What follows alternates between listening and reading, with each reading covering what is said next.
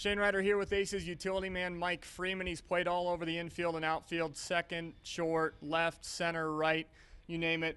He's pretty much in the lineup every single night. For you statistically, this is probably your best season, and that's including a trip to the DL of about 3.5 to 4 weeks. Is this what you expected out of yourself, rewinding all the way back to spring training? I mean, you definitely come into the season expecting to have a good year, and you set goals for yourself, and you want to achieve them. For me, playing all over the field, I kind of have a different role than some guys.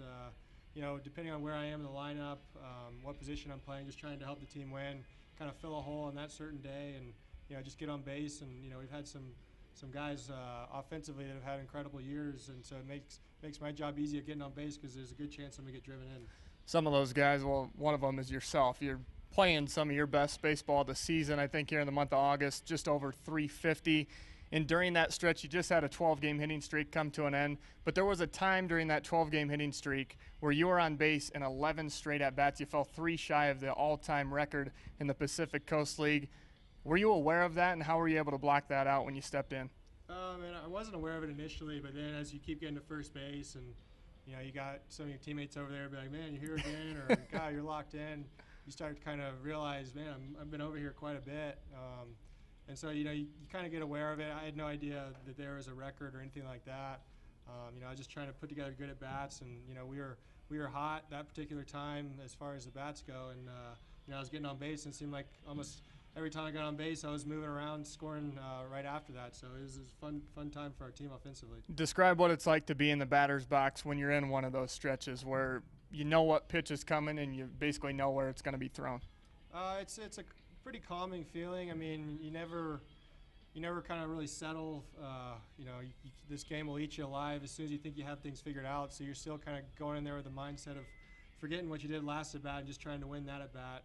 And so, I was just fortunate enough to get pitches that I could hit and lay off the pitches that I didn't want to swing at. And I was fortunate to get on base several times. And it's definitely when you're feeling good like that, it kind of slows the game down a little bit to where your thoughts are a little clearer and you're able to execute a little bit better. So it's a good feeling. When we met back in early April before the season started, just a couple of days before this long summer baseball got going, you stated that a return to the playoffs and hopes of reaching the PCL Championship Series was at the front of all of your guys' minds. What motivation do you guys have now that you've been eliminated, and how do you roll into the off season?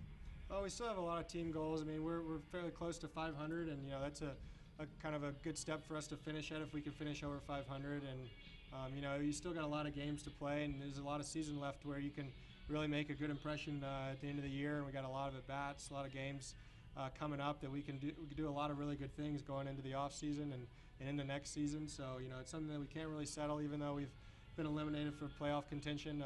It's a lot of things that we can do building on to give us confidence going into the offseason. Well, you might get to play the role of spoiler on Labor Day weekend, 5 games against El Paso. Give our fans 3 reasons why they need to get out here to Aces Ballpark.